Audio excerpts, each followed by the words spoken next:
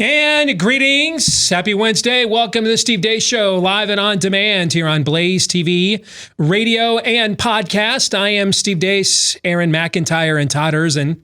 They're here as well. If you would like to join us today, 888-900-3393 is the number. 888-900-3393. Steve at stevedeace.com is how you can email the program. That's DEACE. Like us on Facebook. Follow us on Twitter at Steve Deace Show. And if you're looking for clips of this show that you can sample and share, go to youtube.com/Steve Deace. That's youtube.com/Steve Deace. Coming up, our weekly edition of Buy, Sell, or Hold. Not even a global pandemic gets in the way of one of the most popular segments we do on this show each and every week. Nor does it stop our weekly prophet of woe and lamentation. In fact, it brings out the absolute worst, best. And our good friend Daniel Horowitz, who will be joining us to take us inside politics a little bit later on. But before we get to all of those zany hijinks, here is Aaron's rundown of what has happened while we were away. What happened while we were away, brought to you by a deal. The White House and the Senate purportedly reached a deal on a $2 trillion stimulus package to assuage the economic malaise brought about by the Wuhan coronavirus. The deal includes provisions for anyone making up to $75,000 a year to receive a one-time $1,200 check. Couples making up to $150,000 a year would receive $2,400, worth $500 for every child. The bill also includes $100 billion in assistance for hospitals, $350 billion in assistance for small businesses, $500 billion in aid for corporations, including airline companies, $150 billion for state and local stimulus funds, and probably a lot of pork we'll be seeing over the next couple of days. President Trump said yesterday he's anxious to get the economy back up and running in the next couple of weeks. Because we have to do that. I'd love to have it open by Easter. Okay, I would love to have it open by Easter. I will tell you that right now. I would love to have that. It's such an important day for other reasons, but I'll make it an important day for this too. I would love to have the country opened up and just raring to go. Look, Easter's a very special day for me. And I see it's sort of in that timeline that I'm thinking about. And I say, wouldn't it be great to have all of the churches full? You know, the churches aren't allowed, essentially, to have much of a congregation there. And most of them, I watched on Sunday online.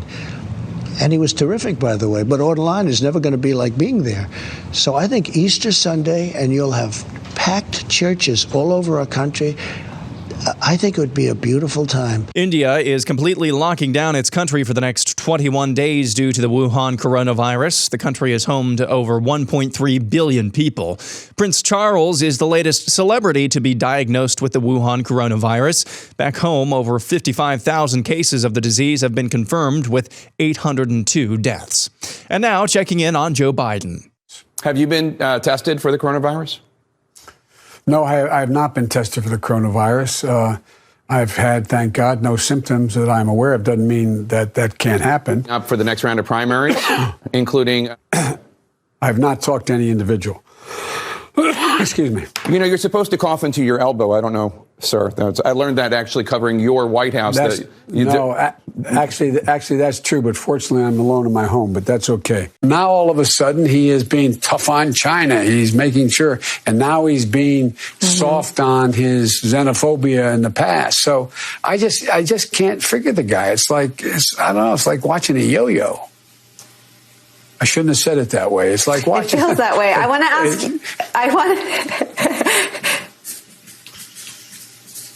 That's okay. Are you at all concerned, as Trump said, that we cannot let the cure be worse than the problem itself? We have to take care of the cure. That will make the problem worse no matter what. And finally, a priest, a cell phone, and fun video filters walk into a mass. Here's what happened. Buonasera, ci ritroviamo insieme per pregare, io in chiesa e voi a casa. Oggi è venerdì di Quaresima e vogliamo pregare con la Via Crucis e la benedizione. And that's what happened while we were away. Aaron's montage today brought to you by our friends over at SimpliSafe with home security. There's two ways you can go about protecting your home. In fact, let me just stop here for a second. We are seeing now, I saw this news last night, I think California was one of these places. Maybe it was just specifically LA. But this idea of you can't buy a gun, but we're going to let the prisoners out early. Okay. I mean, I'm really not trying to be a shill here in specifically tying in. That cough was sponsored by Joe Biden. I'm not trying to be a shill here by specifically contriving angles to tie our sponsorship partners into what's happening in the country. But boy, howdy, do they just keep tying into what's happening in the country. All right. So I'm going to do my own SimpliSafe message. We have this at our house. It's the home security system that we use. Pay for it out of our own pockets. It was so easy to install. I can do it. And you guys know that Amy does anything that requires any installation. Amy does. Even I could handle this. Okay. I don't know what it costs. Amy says it doesn't cost much. But right now you can get a 60-day risk-free trial to try SimpliSafe right now. If your home is not secure, with massive shutdowns and lockdowns going on around the country, but you can't go out there and defend yourself, and then let's let the prisoners out while we're at it. Come on, man. I mean, I cannot possibly come up with a better recommendation for SimpliSafe than that. Just watch how your government is responding to this.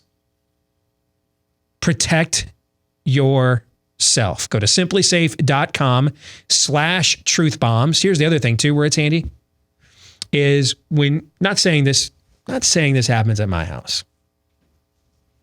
Maybe at a friend's house. Like when your oldest teenage daughter,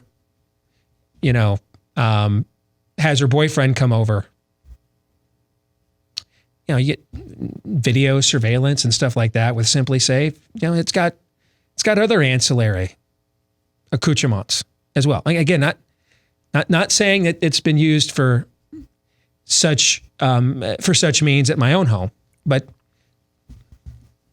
I'm just saying. All right. So now is the time right now. Go to simplisafe.com/truthbombs.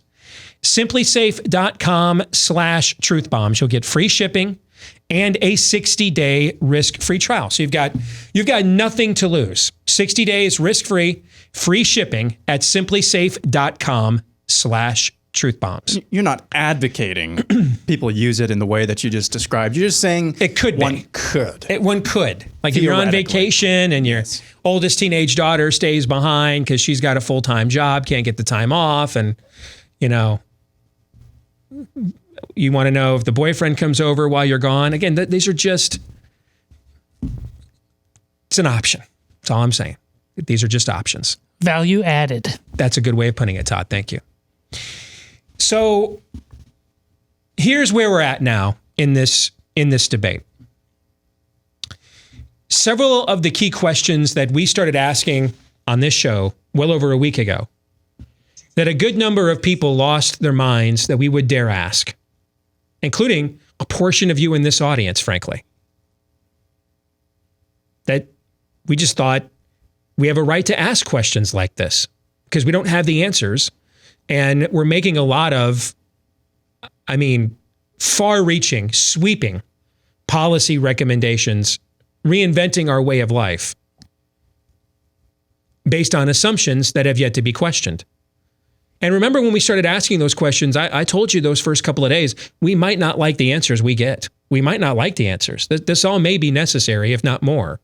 But we deserve to know, right? We deserve to know what those answers are. A couple of those were, how long has the virus been here? And we pointed out to you these curve graphs you're seeing. No reported U.S. cases on March 8th, and now look, freak out. Well, does that necessarily mean the virus wasn't here on March 8th? We don't know. When did it arrive?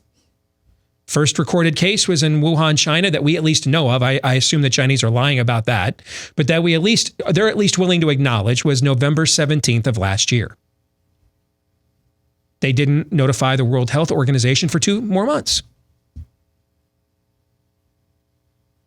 Now we're getting some of the answers to the questions we asked. CDC is now saying the earliest recorded case they have in the United States, Spokane, Washington, right around January 19th or 17th, I think it is.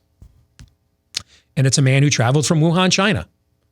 Yesterday, Dr. Debbie Birx, who is, I think, was appointed by Vice President Pence to run the White House's task force on this. Actually, over the last couple of days, she has said these things now. She said on Monday that the virus has been here for weeks to penetrate New York City the way that it has. Yesterday, she specifically tagged the proposition that, we've got hundreds of thousands. In fact, the number's 370,000 Chinese college students attending university here in the U.S.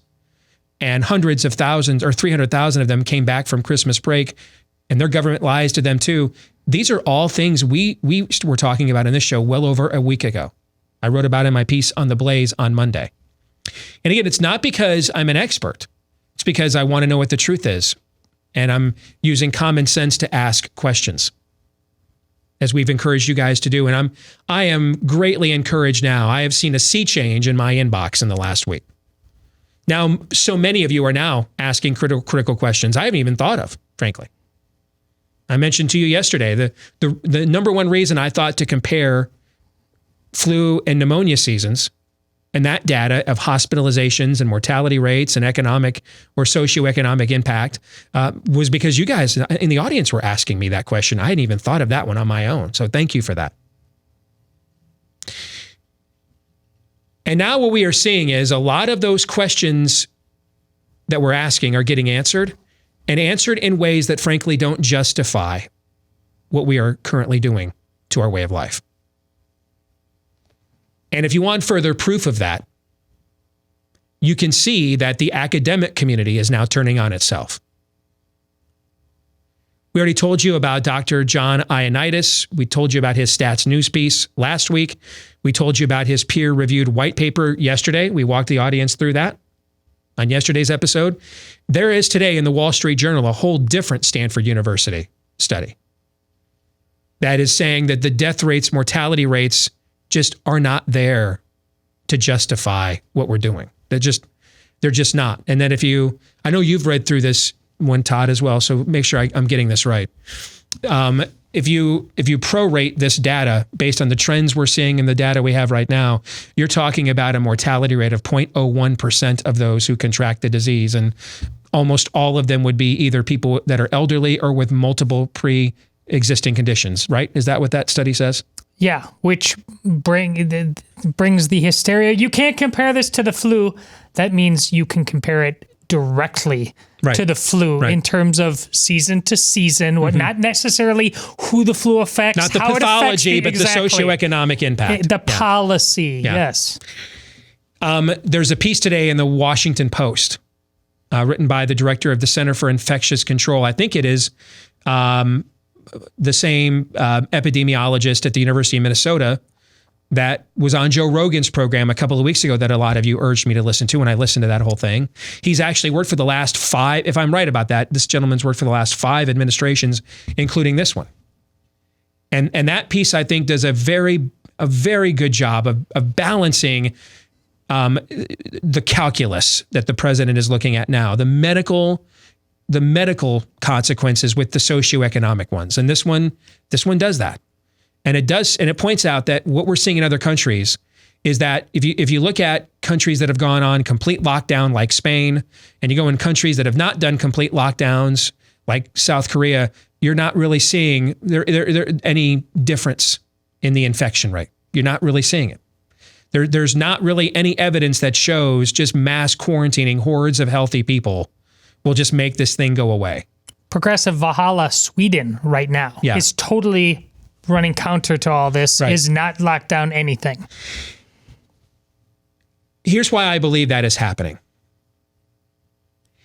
We talked yesterday, and full confession and transparency, one of the reasons I worked with a team of people here at the Blaze and that piece that came out Monday is in other people that you're seeing in conservative media, which I would urge you to go, and some people are doing some outstanding work. Sean Davis at The Federalist, our old friend Jordan Schachtel, of course, our buddy Daniel Horowitz. You've got Dan Bongino has done some of this work as well.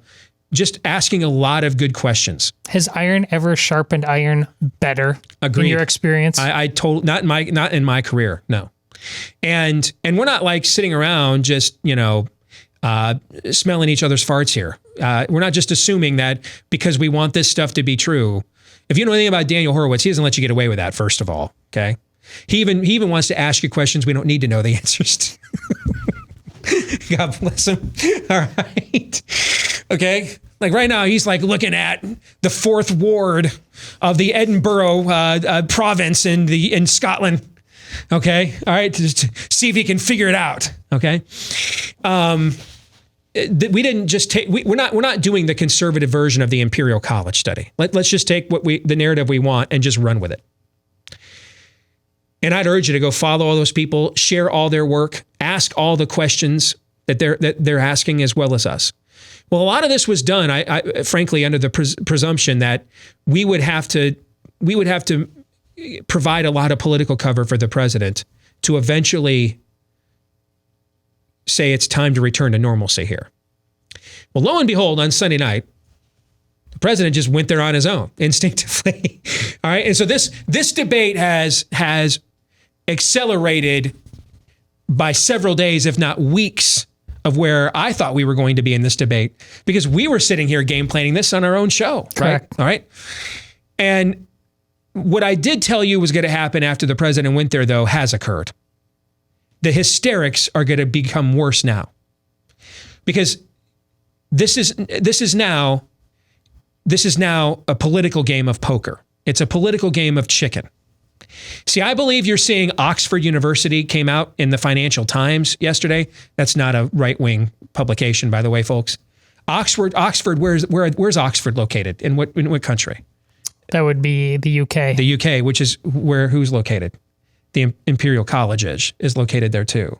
So for them to come out in the Financial Times with their own study and say we are very surprised that governments just took this Imperial College simulation and just took it at face value. That's lefty elite on lefty elite crime, is what that is. That's fratricide on the other team. They're turning on each other. And the reason why is because the Ilhan Omar Ocasio-Cortez wing of lefty academia is who's responsible for planting a public policy contagion, in my opinion. They planted a public policy contagion known as these dramatic simulations. And governments freaked out. Because before, governments were tracking this and thinking, all right, given we've got better healthcare systems than Italy, all right, even if something like that happens here, compared to what we have to deal with cold and flu season with 331 million people in the United States, we can handle this. We got respirators on standby. We can do this, okay? And it's a little bit like, to put it in terms you and I would understand as regular people. You see a commercial for a Lexus on TV, and you're like, oh man, I could never afford that. And then at the end of the commercial, it says you could lease this for $350 a month. And then you and the Mrs. or the Mr. decide just, maybe $350 a month. I don't know. Maybe we can squeeze that ride into our budget, right? Then when you show up at the car dealership, they tell you there's no more financing and you have to buy it out of pocket. And it's $50,000. And your sticker shock is, oh bleep, we cannot afford that. And you panic and eject. That is what Imperial College did to the U.S. government. The U.S. government went from looking at this responsibly, first event, let's shut down Chinese travel, right? Let's look at this piecemeal, okay? And went cataclysmic, pedal to the metal when this simulation was, you know why? Because it was fed to all of the medical professionals. This was where all the medical professionals got their data, was this simulation and others like it. Well, now we're almost a full month into this. And the trajectory is not what is in these simulations. And mass social distancing is not giving us a better ceasing of the infection rate than practicing the traditional models of herd immunity, targeted isolations that we've used for thousands of years. Understand that people with primitive medicines did this. People who literally thought everybody who was sick was demon possessed, understood in other eras of human history to practice herd immunity, quarantine the isolated. If they had not done those things properly, we wouldn't be here today. Humanity would have died out thousands of years ago. We've been battling plagues long before Al Gore invented the internet, folks. But we abandoned a lot of those models and went with this new way. And now we're getting data in that's showing we're not really seeing any difference in the mortality rate. We're not seeing really any difference in the infection rate. But we are seeing a massive socioeconomic cataclysm. And that's what this piece in the Washington Post points out. It's time to start having this conversation, that we can afford to do this. Because here's the other thing. Well, we need more masks. We need more ventilators. We need more respirators. We need more medical equipment. Where's that all going to get made? Who's going to make it? Because those are the jobs I cannot just in my 3D printer at home fire off a design for masks and print 10 million copies and then ship them out. The jobs that you need to fight this are the ones that cannot be done from home. And we shut all these industries down. And now we're seeing the data shows it didn't give us any more of an advantage than if we had not.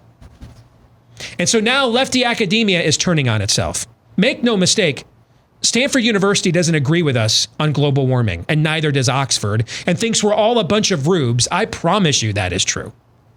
But you know what they're also don't want to be?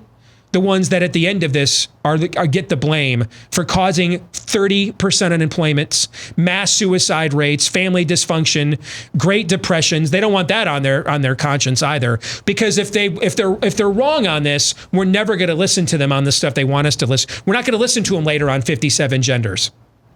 We're not going to listen to them later on, keep doing abortion to thin demographics. If they're wrong on something this existential, all the other stuff we're going to just say, screw you, man. We know we can't trust you. So they're pushing back because this is political for them too. Their integrity is on the line here. They have to be right. And if they overshot this whatsoever, and whole ways of life are never fully ever repaired after this, they're the Flat Earth Society, guys. They are the Flat Earth Society. We're not believing them on anything of controversy. Do I really have to give, and I'm pro-vaccine, but do I really have to give my 13-year-old daughter a HPV? Really? Is that kind of overkill? There's 57 genders? Really? Because they just told me it was a boy or girl when we had all our kids. I really got to kill all my babies, but yet we have to bring in all these unskilled foreign workers because we have a worker shortage? What's the best way to fill a worker shortage? Have more babies, right? In other words, if they're wrong on this, they are discredited on everything going forward.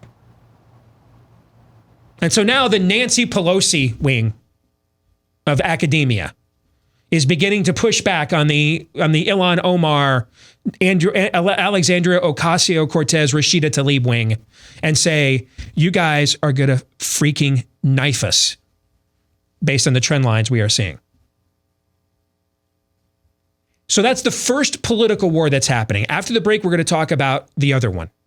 But I want to stop and get you guys' take on that one right there, because now you're seeing lefty academia asking all the crazy questions and questioning all the premises that we were talking about on this show a week ago. Aaron?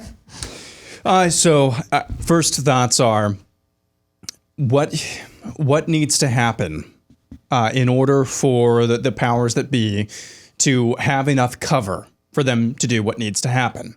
And that's a word soup way of saying how many more articles from Stanford epidemiologists, how many more articles in Politico, Washington Post, Wall Street Journal does Lindsey Graham need to read in order for him to have cover? And we're going to get to that in a minute. We need to reopen the economy. And so I don't want to step on that very much at all. I would say it's been very encouraging because this is this is the most consistent we have seen Trump on a singular issue for a period of days, where he is casting a vision. That's the least that we can do at this point. But it's very impactful, because at least people can see, Easter, maybe, whether or not I think Trump is crazy, at least there's some end in sight here. Because most of the people on social media right now, most of the people on Twitter right now are the same people who are driving this debate on both sides, are the same people who are still probably getting a check through all of this, who aren't out of work through all of this. Right. And so for Donald Trump to say, I hear the people who are not on Twitter, that's a big deal. It's the least that we can expect, but that's still a big deal, because the people who are in his ear are probably not saying we need to turn on the economy again. So that's a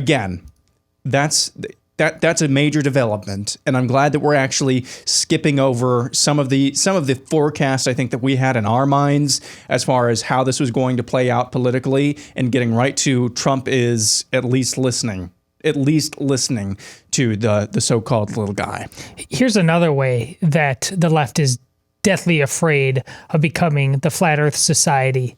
It's why Jake Tapper is out there quoting the Talmud now, right, in defense of life. Because if this thing returns like Trump does, and you have the imagery of Easter. Listen, what the American people are discovering is that, yes, sometimes regular life seems like it's drudgery, but they're discovering my regular life before had tremendous dignity in it. I went to work. I didn't always love my job, but I was taking care of my family. And I was part of this great tapestry of America, one body, but many different hands and feet. We're not all rich. We're not all geniuses, but we're part of this thing that makes life go. And it allows us to worship the way we see fit. And it allows us to find entertainment in the way we see fit. And it brings glory to the great creation that is the United States of America. And those like Jake Tapper, they are terrified of giving us back our dignity. And we are discovering it here, locked in our homes, how great it is to be alive and to be a part of this American experiment, and we want it back. That brings us to what we're going to talk about here after the break, because this is now where the second front on this political battle will be waged. And I think that the concern here is not with the president, actually. In fact, I'm confident that it isn't. But we have this dynamic here, and we've seen this play out several times in his presidency, where there is instinctively a desire to do what we would like him to do, like defy the courts on the census question. And then Bill Barr comes in and says, well, courts make law, you can't do that, okay? This idea, defend our borders. Well, then the Chamber of Commerce comes in and says, well, we need the human chattel. This is where the biblical principle of being unevenly yoked comes into play. And the bad news is there's nothing we can do about that. It's a wretched political party. It just is. But the good news is there's more of us than them. And he needs us. And even more so, he knows it. He knows it. And I think this is now where we are going to come into play as the people in this conversation. We're going to talk about that when we come back here in a moment on Blaze TV, radio, and podcast. It's unavoidable. The minute something becomes a public policy dispute, politics comes into play. So we're going to navigate and negotiate those politics some more when we return. This portion of the show brought to you by Home Title Lock. It can be shocking how easily your home can be taken away from you. And that's what Deborah found out when thieves went online where her home's title is kept and took it from her. Made it look like she sold her home to them, evicted her from her home. She lost over $80,000 in the equity she had in her home as well. and then had to spend another small fortune trying to get it back. This is where home title lock comes in. The FBI says it's called home title fraud. Says it's one of the most popular crime waves right now because it's the most important investment most Americans will ever have.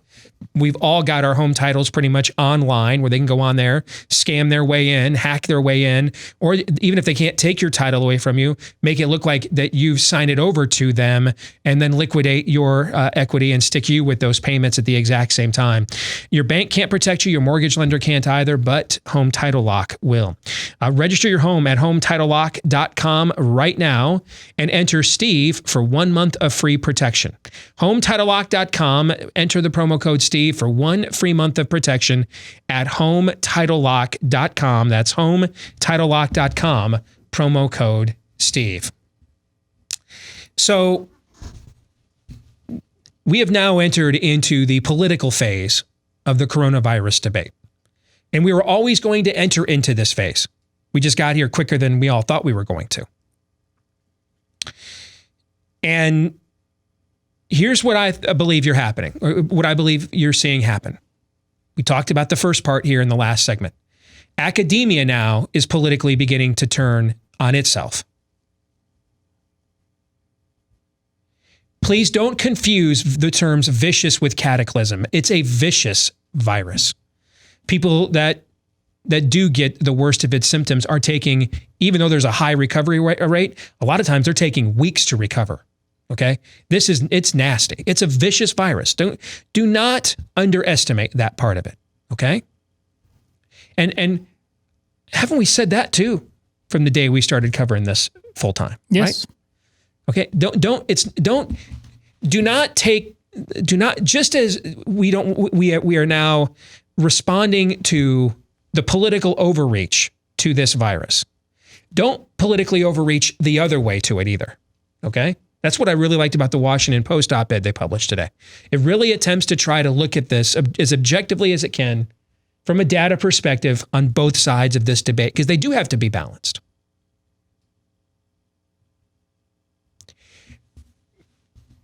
Just as academia is now concerned that these simulations are not going to occur, that we're looking at, the worst epidemic since Spanish flu. That was 100 years ago. Just as academia is concerned about its integrity there, we have to remember our integrity on the other side of this debate is at stake too. Start sending everybody out there into the public, and then if we have a massive cliff shortly thereafter, we then become the flat earthers. Okay? I'm not urging us to, just as I didn't want a bunch of government overreach on what we don't know, I'm not asking for a bunch of standing down to the threat on what we don't know either. We don't know. We don't know. We do know it's a vicious virus. We know this. And even people who recover are, in many cases, taking weeks to fully rid their bodies of the symptoms. But we've now entered the political phase of this debate because it's now being debated from the premise that I thought we had to debate it, frankly, from all along. Well, once we knew we had the medical infrastructure in place, okay, once the medical infrastructure is in place, like when Vice President Pence said last Friday, we have 20,000 respirators on standby. All right. When the medical infrastructure is in place, we are now afforded the luxury of debating it from a public policy standpoint. And that's the phase we're in now. And whenever you go there, it gets political because that political bodies are how we determine how to act or whom we act through on our policy questions. When we have they're the vessels we use to act on the answers we think we have or we want. And so you're seeing an academic political debate where lefties in academia are concerned that they got caught calling this Captain Trips and it's not going to be. And then if they're discredited on something this existential and cataclysmic, then a lot of their ideology becomes discredited from there. Here's how this is, I believe, playing out in the domestic political sphere. For us, what you have right now, and let me give you an example of something that happened to one of our own here, just as a perfect example of what I'm talking about. So Glenn Beck is talking on his show yesterday about altruistic sacrifice. Now, let me set the scene for you here. Glenn is sitting in a studio at his home that he built. He built this studio in his home. Now, why did he put it there? To self quarantine, to practice social distancing. All right. We've been getting internal protocol emails from the Blaze. The whole staff here has about safety precautions and how we're going to act. They're down at the main corporate office is in Irving, Texas, just outside of Dallas. They were putting protocols in place with social distancing and those sorts of things at HQ before Governor Abbott even acted a couple of days ago down in Texas. We did the special here a couple of Tuesday nights ago where Glenn was concerned that too much of Red State America is blowing this thing off. Don't do that. All those things, right? Oh, yeah. Yeah, okay. So with this is the backdrop now. If anybody with a real name in conservative media has been trying to get Red State Trump's America to take this virus seriously for the last few weeks, if anybody with a bigger name than Glenn Beck has been doing that, show me who that is. I don't know who that is. Some of you were emailing me a couple of weeks ago, wow, you've got a completely different look on this than Glenn Beck does right before you. I'd be fascinated to see you guys confer, right? We were even talking about that, some of those emails we were getting. So this is a guy that's been trying to get Fox News America to take this thing seriously. He's in the basement of his home, I believe, where he built a studio himself to self-quarantine, to practice social distancing. Now, with all that as the backdrop, he suggests that at some point we may have to consider altruistic sacrifice for the greater good, which is inherent. It's an inherent moral value of Western civilization. It's why people become first responders, soldiers, okay? It's why women and children got on the lifeboats first. Altruistic sacrifice is inherent. It's in the DNA of Western civilization. He discusses this because he's now concerned that, like a lot of us are, the cure has become worse than the disease, and governments, like they're doing this $2 trillion stimulus. What are they stimulating? There's nothing to stimulate. Everything's shut down. We're not going anywhere. We're not doing anything. There's nothing to stimulate. Nothing. And for that, he's trending on social media. He hates grandparents, hates the elderly. Glenn Beck says, throw your grandparents overboard to save your 401k, right? Okay. Yep. And this is the guy who probably is the biggest name in all of conservative media. He's been one of the biggest names in conservative media for decades. But he's probably been the biggest one trying to raise the alarm on this. And suddenly now, he might as well be InfoWars, right? Here's why that happened. Because this is a political battle now. And it's a game of poker and chicken. Now, if there is anything I trust Donald Trump on, it is that. Okay? I mean, he has not made his billions, folks, through careful, meticulous study of economic theory, but through winning games of chicken and poker with other wealthy people. And that's what this is now politically. Because most of the left understands, too, we just can't stay shut down. So does most of the media. In fact, most of the media is not shut down. They're driving to the White House every day for briefings. Those same lefties on social media saying you hate the elderly if you don't stay home. They're driving to 30 Rock at MSNBC studios every day, and they're not turning on their own shows. Teams of engineers, makeup artists, the whole infrastructure is still there. While Nicole C. Wallace is trying to talk and Alzheimer's riddled Joe Biden through one 5-minute segment, understand that a massive team of people were required to try and throw Joe Biden that lifeline at MSNBC yesterday on Nicole C. Wallace's show and on every single one of the rest of these shows at the exact same time. All right? On every single one of these shows. Armies of people are still working there to bring you the message, if you don't stay home, you're terrible. All right? It's a political game now. And so here is the game. The game is to put enough pressure on Trump. And if you can't pressure Trump, and it appears he's not going to be pressured on this because he's just instinctively opened the door to this conversation all on his own. Before we had to pressure him from the right, he did this. God bless him. So now the pressure is going to be on the Republican Party system. The Lindsey Grahams, as Aaron said, the Mitt Romneys, the Mitch McConnells, the John Cornyn's, the reasonable Republicans. Because the game is now, have the economy and our way of life shut down long enough that it does irreparable harm so that they can then blame Donald Trump for it, all fall in the election and make him the 21st century Herbert Hoover. That is the game. That is the game being played. And when you've got Jake Tapper quoting the Talmud and other people talking about, I can't believe you want to sacrifice my keep in mind, first of all, refuse to be lectured to on altruistic sacrifice in the greater good from those who also say, at any point in time, you decide you don't want that child in your belly. At any point in time, you may go and dismember it to death and then vacuum its remains out into the trash can. Do not, folks, accept being lectured to by the likes of that, ever. All they know about is sacrificing someone else for themselves.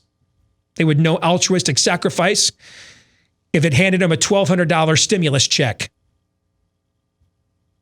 So there's two reasons they're peddling this talking point. Moral confusion is one. And if you don't have a faith in the Almighty right now, I don't know how you would avoid all moral confusion, frankly. Here's the other. It's just a BS partisan talking point. Like everything's racist. It's a BS partisan talking point to get you to shut up, to shame you into not speaking out. If they're morally confused, that ain't your fault nor your responsibility. And if it's a BS, so ignore it. That's between them and God. And if it's a BS partisan talking point, refuse to be silenced. Refuse. Refuse to be lectured to by the Planned Parenthood Brigade.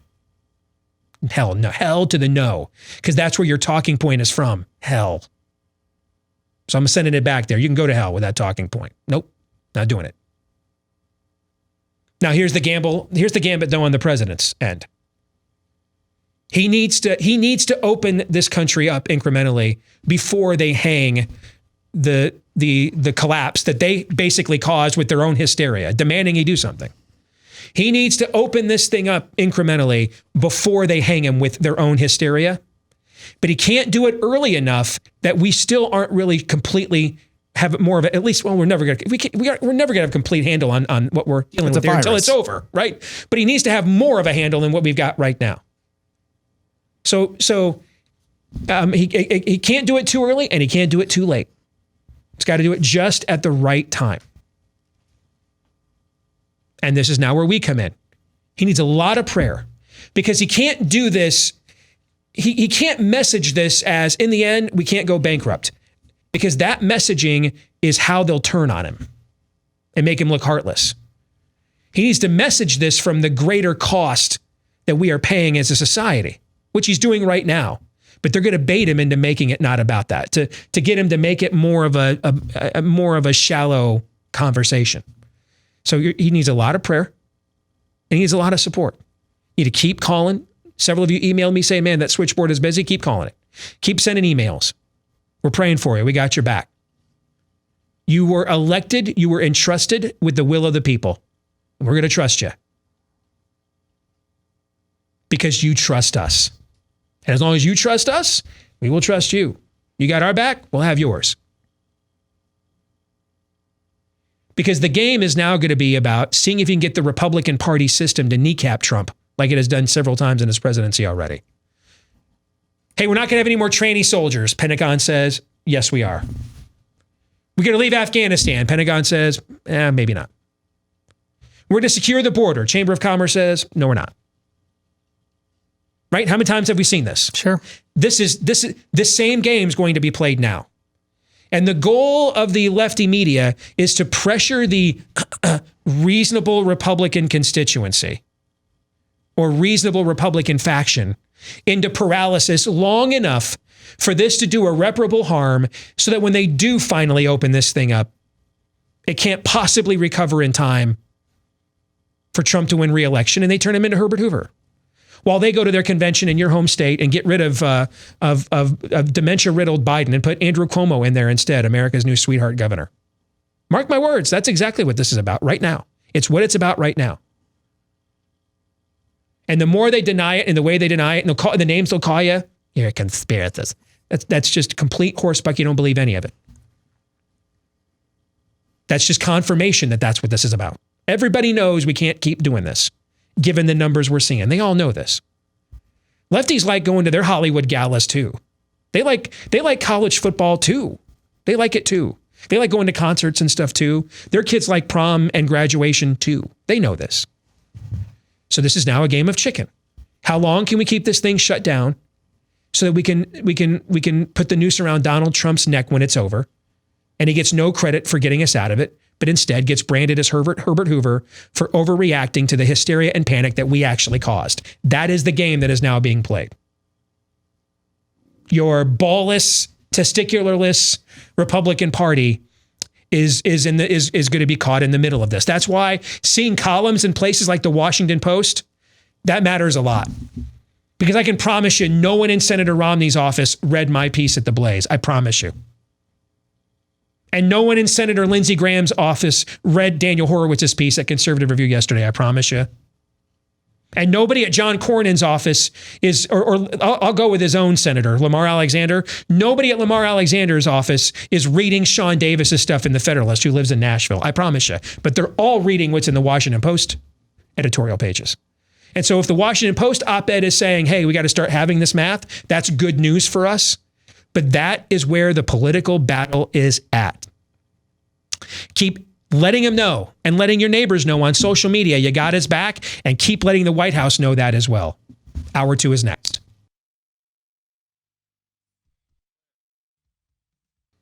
We are back with Hour 2 live and on demand here on Blaze TV, radio, and podcast. Coming up here at the bottom of the hour, our weekly prophet of woe and lamentation, Daniel Horowitz, will be joining us.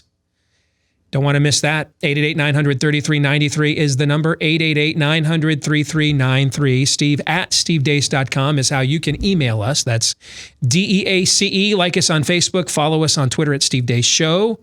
YouTube.com/Steve Deace is where you can find clips of this program that you can sample and share with others. And if you do listen to us via the podcast, please consider leaving us a 5-star review wherever you choose to podcast from, because the more of those we get helps the show to grow, and then it makes it more likely we get to grow alongside this show rather than somebody else growing with it. All right. Thank you to the thousands of you that have done this for us already. Please, if you haven't done so yet, we've all got some free time right now. At least most of us do. Please consider leaving us one of those 5-star reviews now, so I don't have to bug you about it later. Let's get, that got me all choked up. Let's get to Buy, Sell, or Hold, brought to you by Riduzone. It is time for your reality check. How are you doing with that New Year's resolution to lose weight, eat right, get healthier? Well, now's a really good time, by the way, to be doing that. And another thing, too, I was just reading, I think you actually shared this. In New York, they're giving patients who test positive but are asymptomatic, they're giving them vitamin C supplements. Yep. What did we tell you to do on this show, like day one? And we told you we were doing it with our own kids on day one. That's what we do with our own kids before coronavirus. Yes, but pump in the vitamin C. But we got to do that anyway. But we up the ante. Yes, we up the ante at our house, okay? They're doing that in New York now with people who test positive but are asymptomatic, all right? So that's an example of how preemptively being healthier can immunize yourself from what is happening to some extent, give you more control over your own health. And one of the largest immunity systems in your body is in your gut. Okay, so that's where getting that under control has enormous positives from a healthcare perspective. That's why obesity is one of the immunity deficiencies they're concerned about as a pre-existing condition, with making people more susceptible to this if they test positive. All right, so if you want to get back on the wagon, give Riduzone a shot. You can only get it on their website at riduzone.com. Riduzone. And here's why this product may work for you when others have not. It's the only one that's FDA accepted that has this molecule called OEA. That's a naturally occurring molecule in the body that helps the body to know when you're full so that you stop eating and get your portion sizes and those sorts of things under control. And your body already has this OEA. We're just going to put more of it in there to make your body stronger in this area. If you want to give it a shot, 65% off right now. If you want to use my name, Steve, as the promo code, use promo code Steve when you go to riduzone.com, up to 65% off, and they throw in free shipping as well. Promo code Steve at riduzone, RIDUZONE, riduzone.com.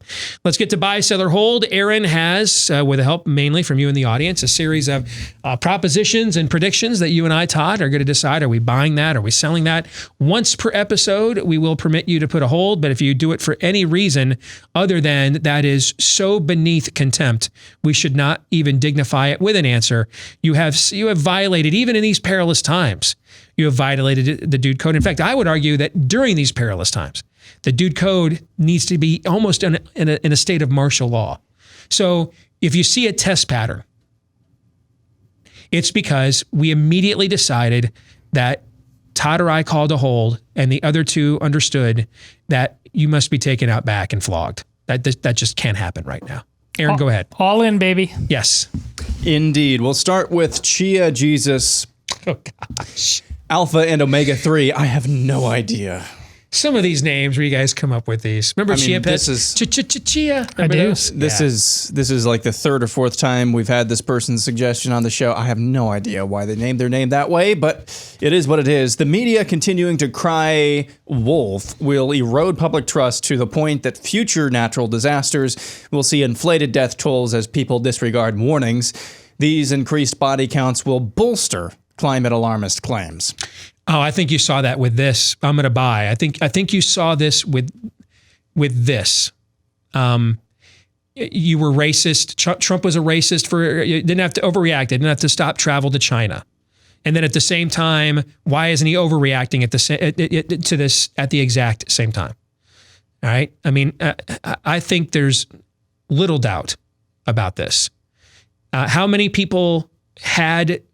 healthy people were asymptomatic and had this all along, and then went over to grandma and grandpa's house, all winter long and gave it to them? I think yes is the answer to that. That's an absolute buy. And this is the danger you're in when you have an uninformed citizenry mixed with self-government. That is a witch's brew. That's a toxic brew, because now people are acting on impulses, sentimentality, emotionalism, and not on real information. So yeah, I will buy that. Well, I'm not going to buy it only because I think so much has to be, I'm going to sell. So much has to be figured out in terms of where our collective psychology goes from here. But I absolutely buy the premise of the question, because it's been successful. The premise you're talking about is how we got to the point of believing abortion as a public policy freedom sacrament. That's your premise is how we got there. By that level of just putting our guard down on what is the difference between right and wrong, that worldview matters, and simply acquiescing to the kind of nonsense that has controlled our entire collective civic psychology now for decades. Constantinos Renitis says by next year, you'll be advised to get your yearly coronavirus vaccine like your flu shot, even though it'll be like the flu shot and mostly ineffective. It'll also be required vaccination for traveling to China as well. Bye. What's the flu shot they say? Is it 30%? It depends. Depends year to year. Yeah, it depends year to year. But last year, what I heard is it had about a 30% ineffective rate, meaning that about 30% of the people that got the flu shot would still ended up symptomatically getting the flu, right? So, but at the very least, for travel back and forth to China, that absolutely will occur, and maybe even should, frankly. So particularly on the Chinese end. So I will buy that. Yeah. You're buying as well, Todd? Yeah. You said buy. Yeah. MD Shipley says if Trump stands his ground in opening up the U.S. economy by Easter, the unemployment rate can bounce back to around 6% by October. I will buy that, because there's the psychology of this, as you were just talking about, that there's going to be pushback. Even people who would like to get back to normal are going to be worried and concerned. That's why the earlier you do it, the better. Because you give states who are going to be slower to get online. I could see some Democratic governors in places like Michigan and California, particularly the one in Michigan who's got, maybe vice presidential aspirations in this cycle. Well, I don't know, because they can just then turn around and just blame Trump for, why their states are bankrupt. There's going to be that. Okay. You used abortion. Let me use that as an analogy for this. If Roe v. Wade gets overturned at the Supreme Court, abortion doesn't go away tomorrow. It then just becomes a state-by-state battle, right? We've talked about that before. Yes. Okay? In several of your red states, I do think it would go away. Places like Alabama, Mississippi, Oklahoma, it would go away in those states. Even in some red states that have large populations like Texas, Florida, there'd be real battles there. But we would be favored. If there was a point spread in the game, we'd be favored. But that is not that game wouldn't be like a blowout. We'd have to play it out through 4 quarters. Places like California and those kinds of places are going to turn themselves into abortion mills to the end. Same thing will happen here. President says it's time to go back to work. This is now going to be a state by state battle to do that, and a lot of states are going to be anxious to do this for both political reasons and socioeconomic ones. Some other states may be hesitant to do it for real medical concerns, but then ultimately, because politically, they'd like to hang Trump's noose a little bit longer. Okay? So the battle will shift. And that's why it's going to take, that's why I've used the term gradual or incremental buildup. It's not like just we turn the light on and turn it off and we turn it back on and now there's light. We didn't just pause the movie and we come back and the volume is still the same on the surround sound and the TV's still on and we just hit play and everything's back to where it was when we hit pause, no matter how long it was paused. You know what I'm saying? Yeah. No, this is going to have to be a ramp up and there's going to be some resistance to that ramp up, which is why the quicker that he can do this, because there's going to be some lag time there. Say, I'm throwing out a number I have no evidence for, but just for the sake of argument. Say it's Easter. It's going to be probably another 30 to 45 days before you're going like to a movie theater to see a movie or something again, okay? And then the longer that takes, and that's psychological. Nobody told AMC Theaters, which is the number one, and AMC and Regal are the number 1 and 2 theater chains in America. And maybe Cinemark is in there now too. They all shuttered remember they originally said we're going to just go half capacity for social distancing. And then before the states even came in and said, shut everything down, they shut themselves down. That's psychological. They're gauging the psychology of the marketplace. They will do so again when we reopen for business. Okay. How many, for example, if I'm AMC Theater and I own 1,700 theaters, I think they own nationwide. Before I call everybody back to work, how many butts are we actually going to see in those seats? Because I can't have people just standing around and doing nothing, right? Because I'm still losing money. All of those things have to be factored in. This is like a reboot in many respects. Systems come back online gradually. That's why the sooner you do it, the more you can work that lag time in, the less painful that lag time is as well.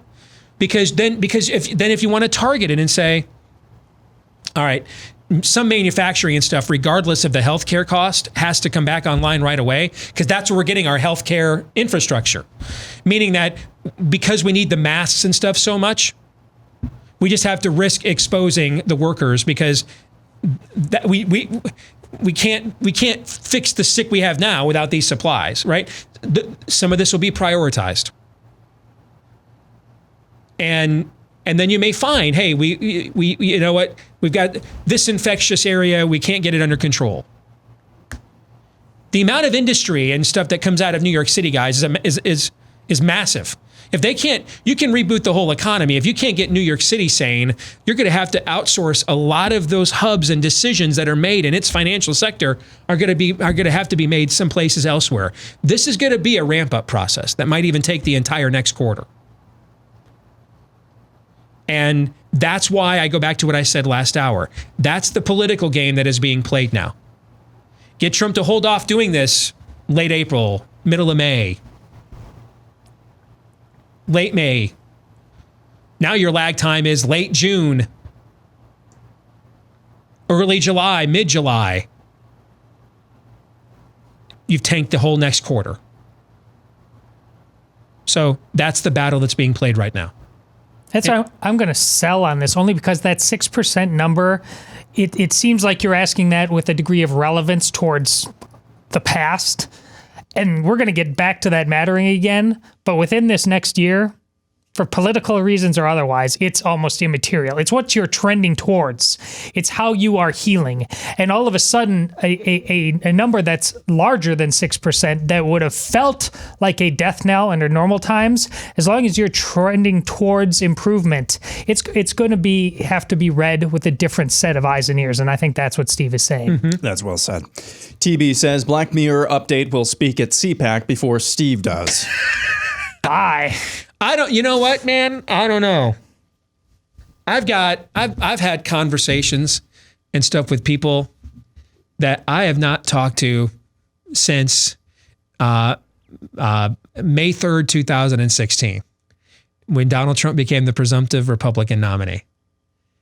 And I've had reunited. I mean, we're peaches and herbs right now. I've got friends I thought I'd lost, and bridges I'd long burned have now spontaneously rebuilt themselves.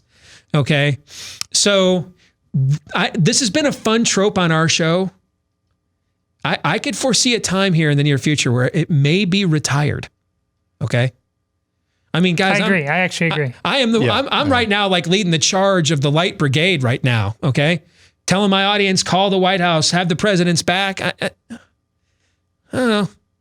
You know, I mean, I don't know that this trope has the shelf life that maybe it had even a month ago, when it seemed like it was limitless. Who knows? Who knows? Moving on. Jason says the narrative established after a return to normalcy will determine how often this type of event happens going forward. Amen. Yep. Something I've thought about is what template did we put on the record for our enemies, right? You know, like when you're watching film of the football team you're going to play that weekend, you're looking. You're the first thing you're going to look at is, number one, what are their tendencies? How do they react in certain situations? How do they tend to react? And can we gain an advantage by finding out what their defaults are? And then number two, you're looking at opponents that play similar to you and how they played in response to that, right? What template did we put on film for our enemies about how fragile our information ecosystem is? Because see, I really believe this. I will state this now. I really believe when this is all said and done, we're going to find that much of what occurred here is because a couple of places like Imperial College and COVID Action Report that are heavily climate alarmist and activist with that, not just alarmist, but activist with that alarmism. I mean, it's not just academic with this. They're trying to impact public policy. That they were the patient zero of the information contagion, the public policy contagion. I think we're going to end up tracing a lot of this back to them. Why we did all of these overreactions without the data. And if that's the case, that they are essentially the security guard there out front of the military base who didn't lock things down and let Captain Trips out because he jumped in his Chevette and drove across country instead and killed the world, okay?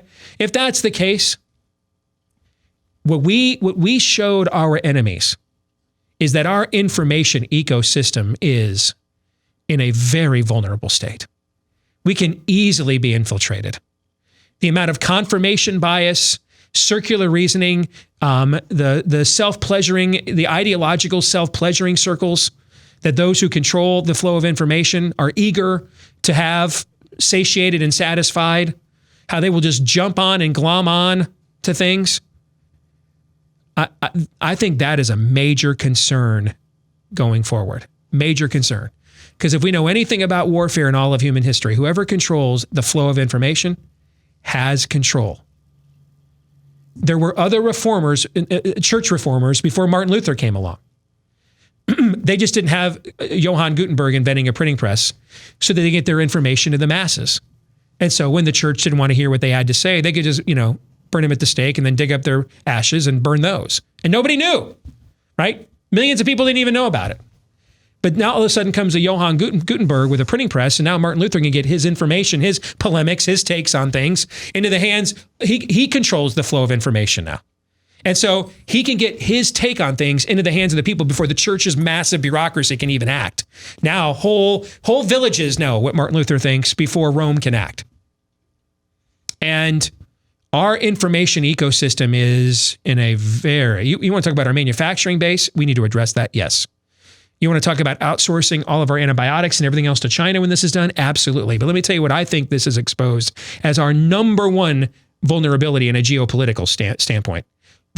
Our informational ecosystem is hanging by less than a very thin thread here.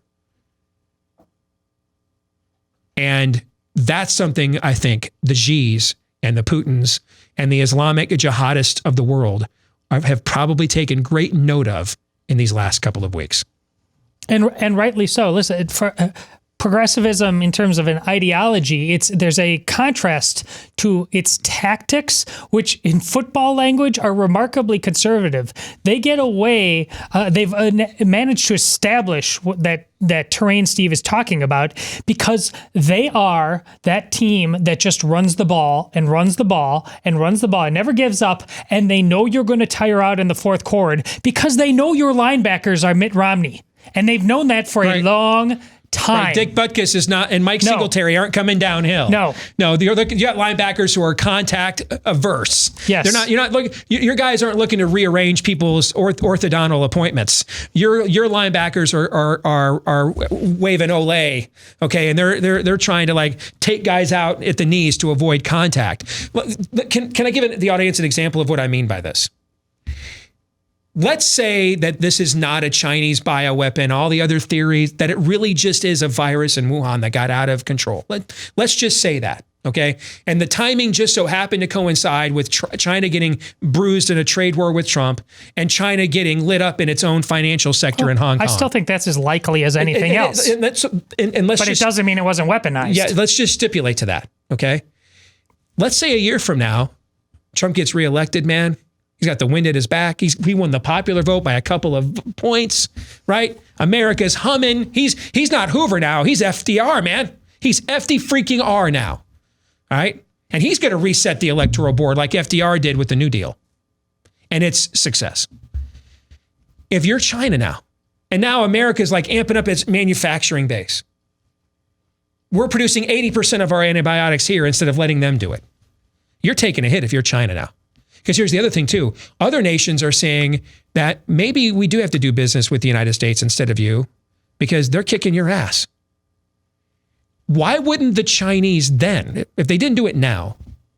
I mean, these are people that forcibly abort millions of their own people, roll tanks over their own people. Except for a couple of places like Hong Kong, Peking, and Beijing, the rest of that country is in the Ming Dynasty, eating salamanders at wet markets.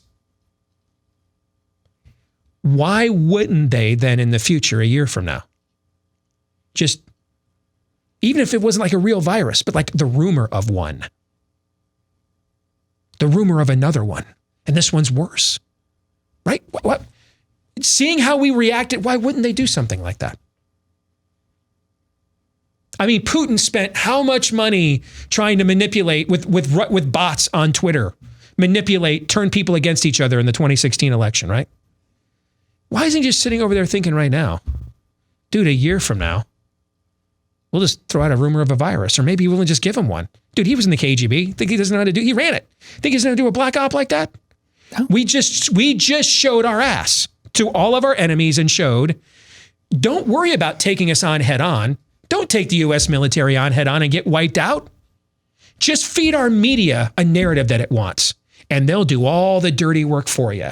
We put all of that on the record, on film, for all of our enemies to study. To me, that is the biggest concern going forward when this is over. That's what I mean. They weaponized perception this time after cover-up of this disease. Once they decided it about face, they went all the way the other direction, not necessarily just because of the science. They don't love their own people. They weaponized perception by locking that thing down with draconian measures. They wanted the world to see, like, well, no, this is what we're taking this utterly seriously. That was less about their own people than the entire world, and they would do it again. You bet they would. That's important too, because where did the original mass lockdown strategy come from? From China, who doesn't care about its citizens.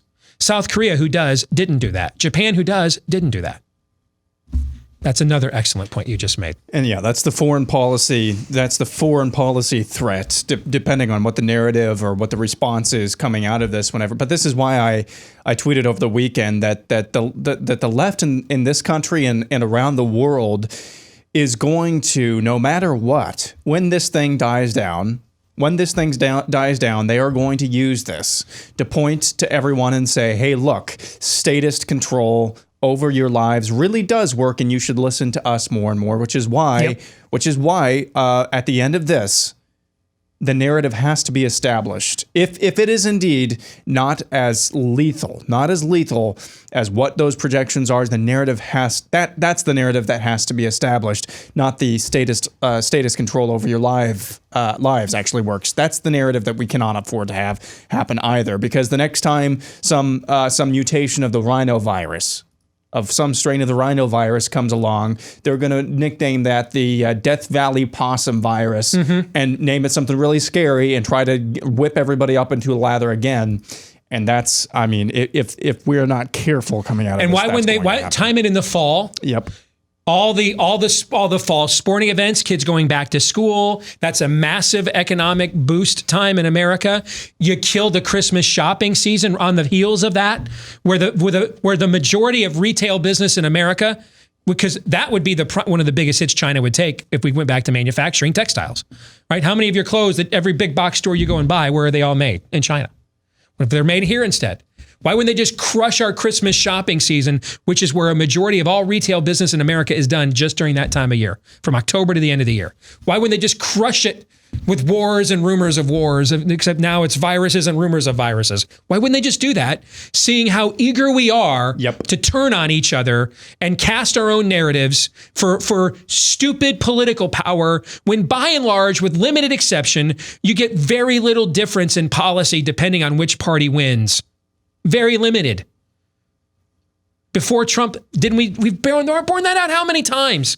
Between Reagan and Trump, really, how different would America have been if Barack Obama won instead of John McCain? Barack Obama won instead of Mitt Romney. Be honest. How many people went out there and lost their damn minds? America's over. Look at what John McCain was after he lost. Basically Barack Obama with a war record. How much different was it? It's Shannon's unibrow. Yes. So we showed them they don't have to take on that vast military fortress we have built, unprecedented in all of human history. Just go on Twitter. Just go there. That's all you got to do. Just send an email to Don Lemon. That's all you got to do. Give Nicole C. Wallace another broom to ride. That's all you got to do. That's all you got to do. That's it. That's it. Don't send your soldiers out there to get frickin' curb stomped by the badass U.S. military. Don't do that. And save your suicide bombers. Use those at home. Just go on Twitter, man. Just start dropping bombs there. We'll turn on each other. That's what we showed here.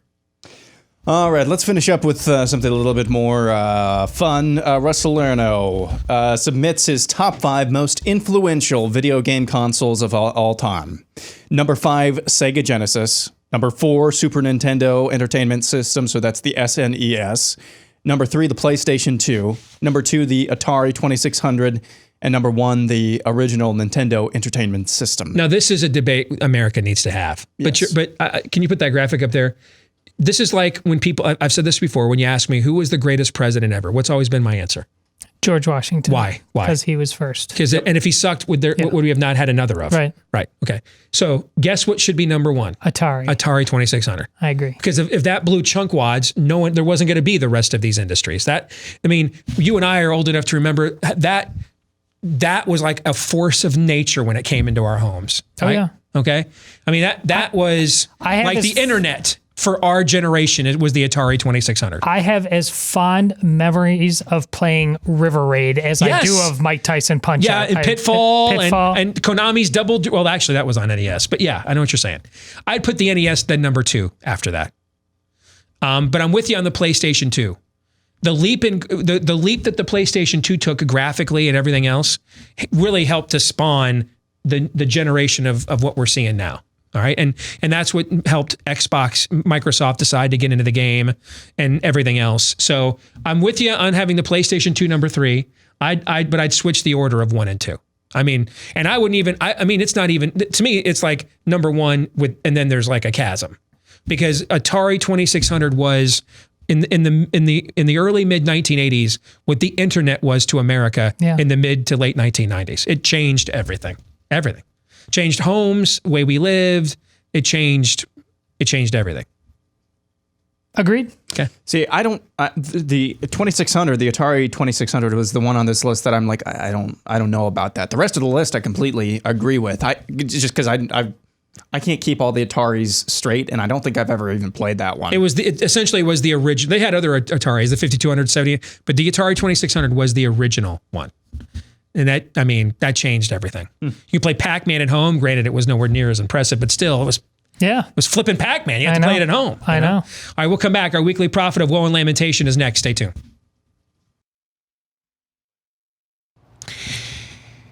Well, we've talked in the past about how if you need or think you need to replace those carpets and bite the bullet on a big-time expense there to give Genesis 950 a try first, well, you may be in a situation where the carpeting may not be an option for you. And unless you can do that yourself, lay that yourself. A lot of these places are not letting people come in to do work or do deliveries the way they have before, given the current scare. So you've got even more of an incentive to give Genesis 950 a try for those pet stains and odors that even when the carpet is vacuumed and looks good, still simmer in the room. And that's because you got to get down into the padding. That's where a lot of those things are hiding out, under the surface. That's what Genesis 950 does best. It's also green friendly, so it's safe for your family and pets as well. You can put it in your own carpet cleaning machine that you have at your house. And you can even use this for cleaning everything else too, by the way. I mean, the nice stuff in the kitchen and bathrooms, the grease stains on the floor in the garage, but where it really shines is with pet stain odors and removing them for you and for good. If you want to give Genesis 950 a try, you can do it right now by going to genesis950.com, genesis950.com, and use the code BLAZE to get a discount when you go to genesis950.com. And it's made in America, too. That's a really cool part about this. Yeah, absolutely. Yes. He's also made in America. Our weekly prophet of woe and lamentation, our good friend Daniel Horowitz, here to take us inside politics. How are you, brother? Hey, they haven't outsourced me yet. Not yet. Yet, probably being the operative word. But let's get to the public policy now of coronavirus. And one of the things I let the audience know earlier in the program before you came on is that a group of us have been working on this from that angle, assuming that we were going to have to kind of push President Trump to go there from the right. And then we got up Monday morning and realized that overnight, totally on his own on Twitter, instinctively just went there anyway. And so this debate has accelerated several days and weeks on the public policy side from where we probably thought it was going to be when we were talking about this over the weekend. And now you're seeing lefties in academia are now coming out questioning other lefties in academia. And I want to start there to get your take on this, because my analysis is that's political as well, that you've got venerable institutions now, Stanford, Oxford. These are places that also believe in 57 genders and climate alarmism, but they also have reputations to protect. And they're looking at some of these trend lines and realizing that things like that COVID action report and the Imperial College report that spooked our government and was fed to every medical professional institution in the country, the trend lines of what they were putting out there are not what we are seeing. And I think they are now concerned that they're going to get caught here as the Flat Earth Society when this is over, Daniel, that this will be vicious but not existential. And then if we couldn't trust him on this, then we can't trust him on the rest of their agenda. And I think there's a political fight now being waged left on left here in academia over this. Your thoughts? I wonder if that's what's happening, or if it's certain individual scholars that have some sort of soul left in them. And when I say soul, I mean this. Let's start off from the beginning. Let's say you have a team of medical doctors and a patient comes in and a guy says, I think you have this rare disease, and there is something like this. I forget the name. We're going to have to cut off all your limbs. Okay? Now, imagine the patient being, all right, yeah. Hey, where's the scalpel?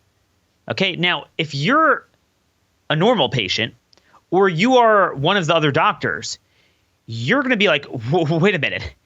You got to overturn every stone to ensure that is God's will, and there is nothing you can do about it. Mm-hmm. I mean, you will do everything you can to avoid that outcome. So let's just start it as a baseline. We should all agree that the severity, forget about even the economy, but the severity to liberty in the long run of the ability of any dinky county executive and mayor, much less governor of the federal government, to shut down anyone, anything, any place without any transparency, without any data, without any timeline, indefinitely, is evil, and it needs to be avoided at all costs, even if ultimately you would discover it's a necessary evil. But our government, and nobody has been acting with that sense. They don't look at the other side. And then obviously we're not getting to the nuclear winter of our economy, stuff that you couldn't print enough money, no matter how many trillions of dollars you pass. It won't cover it. Right, we're passing a stimulus, but there's nothing to stimulate because nothing is happening. Yes. There's nothing. It will literally go in the black hole, and next week they'll have to pass another $2 trillion and keep doing this, right? So it solves nothing. And that's why it's not even worth talking about or even delving into that, although they will make us like Venezuela for nothing. That is the antecedent to all of this. We got to be 100% certain that we are going to sit and do this to ourselves, that we're going to cut off all our limbs. And, you know, I have an aunt who was just diagnosed with a serious case of colon cancer. She's a widow. She has no one with her. Her friends, one of whom was a doctor, would take her and ask the right questions. Nobody is allowed to come anymore. She doesn't drive. There's a lot of serious logistical and emotional problems. We need to remember, putting the economy aside, just from a healthcare standpoint, there are other people in the world aside from coronavirus patients. You got cancer patients, you got heart patients. We can't even begin to imagine when they are right now striving for, reveling in, longing for, encouraging, inducing 1 month, 2 month, 5 months, rather than saying, look, okay, let's maybe a few more days. Well, let's take it at a time. No, school's canceled for the rest of the year, thereby destroying, more, no one learns anything in school anymore, but it's the parents and the workplace that's going to be a problem in a state like Virginia. Let's calm it down. Why would you seek to do that? Why? That is the question we all need to be asking. And that does not mean that this is not severe and that people will die. But let me just say one thing, if I say nothing else today, that's important for your audience to hear.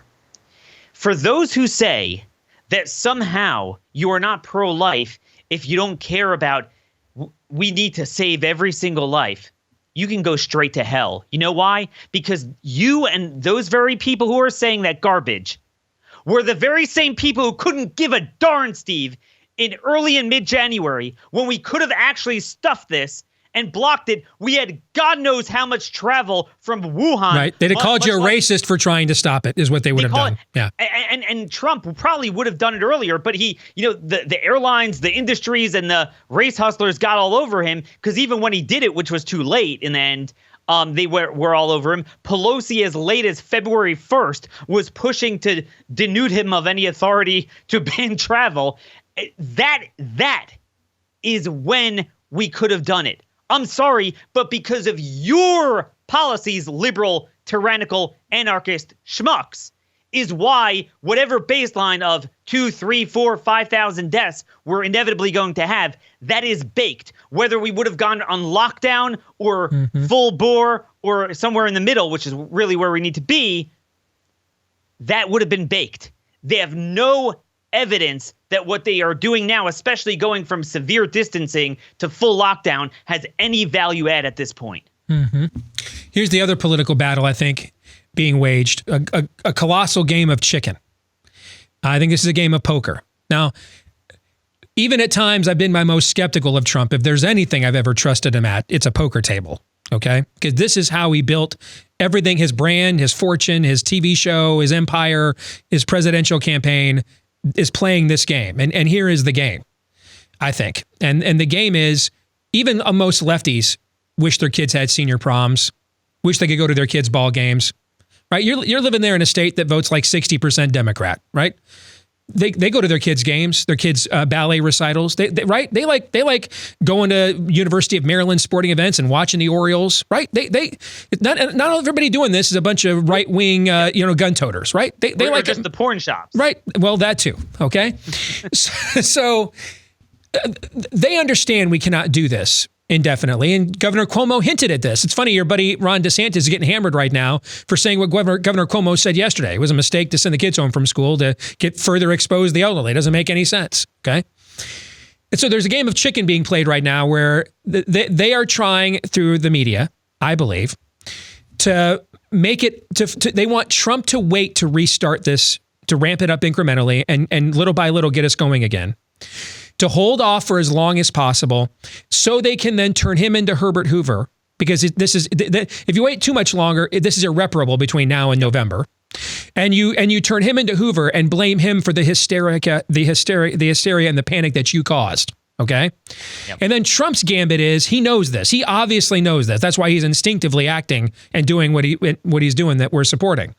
But he also can't get so far out ahead that we're not really sure truly what our own data says. Not to mention so many major financial decisions in this country are made in New York City, which is the area that really is singularly afflicted with this more than any place in America by far. And so he's got to go early before the media becomes more populist than him and turns him into Herbert Hoover.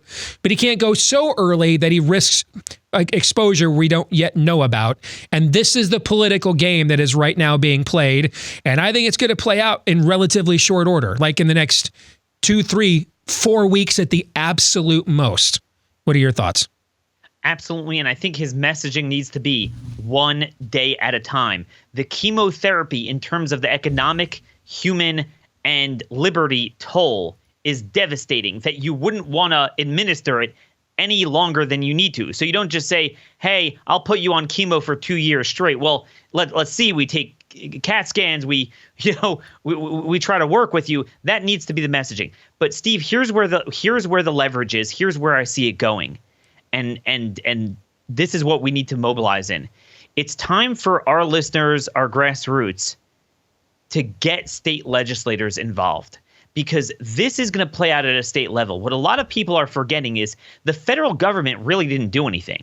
They didn't shut anything down. They had guidance. It's all of the states, and then the blue states and the rhino governors, and then now even blue county governments in red states, somehow a county guy. One of our big Democrat counties here is shutting down and trying to pressure our Republican governor she has not done so yet, but trying to pressure her to do so. Yeah. So what they're going to do is they were already relishing in this because they love anarcho-tyranny, aka let out the criminals, close the gun shop so you can't defend yourself, lock you in at home arrest. That they love it, right, as an end to itself, and that is clear, and we prove that. Because they're not even saying with a heavy heart, we need to, let's take it a week at a time. No, they're like, we're going to adamantly do it. So they want this. But then now it's personal. Now that Trump is saying, let's strive to open it up April 12th, which, by the way, the State Department said we're going to strive to open refugee resettlement by April 7th. And somehow there was nothing wrong with that. So now it's a game.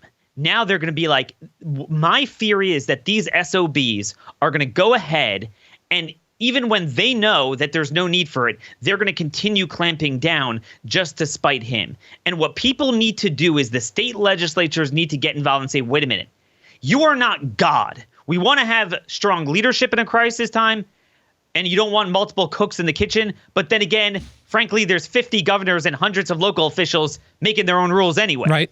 And number two, Number two is there's got to be transparency and balance and a check in some way, whether it's a time limit that you come back every 7 days, whether it's that you have to present certain data, whether it's that certain things are left off limits. There's got to be, if nothing else, the liberty is insane. And, I was called a fascist for so long for being tough on crime in the border. Where are all these pot-smoking Cato libertarians now? I don't see any of them. In fact, some of them seem to be cheering this. This is something we need to start fighting. Two more things that need to happen. Number one, a law that governors and state officials don't get paid until the economy is humming at a certain bench line. Yep. And number two, it's time to make them feel the pain. In this bill they passed, they gave $150 billion to states. Aside from hospitals, individuals, small, large businesses, states and local governments. What they're doing is they're subsidizing the states to continue screwing with the economy. What Trump needs to do next week and say is to come and say, no ticky, no shirty. You break it, you own it. If you're going to continue it beyond where the feds want to continue it, fine, then you go and pay for it. And on part of that, we need to push in the state legislatures, go and suspend the property taxes for the duration. Because that is the number one mechanism of funding for the vast majority of states in this union is property Call your taxes. state legislators. That's what needs to happen. You may find too, because I could see a state like a California, very left-wing state, huge economy whose impacts the rest of our economy as well. You could see a guy with future presidential aspirations like a Gavin Newsom there just say, hey, Trump wants to open us back up. We're going to stay closed the whole summer because he knows he can just blame it on Trump later. Yep. This is where you may have politics, some interesting bedfellows, because Hollywood can't afford that, okay? If China's opening up its movie theaters, which it is, and that's the second biggest movie market in the world for Hollywood other than the United States, Hollywood can't sit there and just let Gavin Newsom play 6 months of games with this because they're not getting a bailout. Okay, not one signed by this president anyway, and you've got global movie theaters across and other things around the country opening up. People are going to want content. We might find some allies here we had not previously considered when they realize Uncle Bingo realizes the bill for all of this is about to come due. You know what I'm saying? Yeah. Look, Steve, millennials are millennials, and this is where the hedonism comes into play. It's not like the Europeans who are stuck without any cars and public transportation, sitting in their windows, clapping. And by the way, that just made me nauseated to the notion that we're going to bring that to America. Ooh, clapping for the rescue workers down there. And I'm not laughing at the expression of gratitude for them. It's the notion of them being tied up in their homes. Like, this is not who we are in America. This is unwarranted. It's ridiculous. It's overkill. And I will add one more thing, Steve, and I will defend this every day of the week. The same way states are a bulwark against the federal government. Remember, the foundation of all of this, as Madison said, was because the Articles of Confederation, states were being tyrannical to each other. And there is a role for the national federal government, as we saw with Jim Crow, when you are violating unalienable rights. Absolutely. Now, I'm not saying that now, but if they continue it too long and too severely, there is a role to send in the National Guard to cut the nonsense out. Right. I mean, Governor Faubus in Arkansas cannot pretend that the 14th Amendment to the Constitution was not ratified. He can't do that. You're exact. And that's why Eisenhower sent the National Guard in against him, and he was right to do so. Yes. And that was to go to school, much less be, in home arrest. Right. Always good to see you, my friend. Keep doing what you're doing. All right. Take care. God bless. Any final thoughts about that conversation, gentlemen? Well, it's a remarkable tour through the philosophy of subsidiarity right there at the end. Again, don't be ridiculously tribal. People are interestingly on Twitter talking about how scripts have flipped and Democrats arguing Republican things and vice versa. Well, that's because it's tribalism and not logic. What you heard right there is logic about the proper role of government in each sphere on particular issues. We're going to stick around and do some overtime. Our good friend Rob Eno is going to be joining us here on Blaze TV. BlazeTV.com/Deace is how you can watch that and subscribe to Blaze TV as well for a discount. For the rest of you, see you tomorrow. Until then, John 3:17.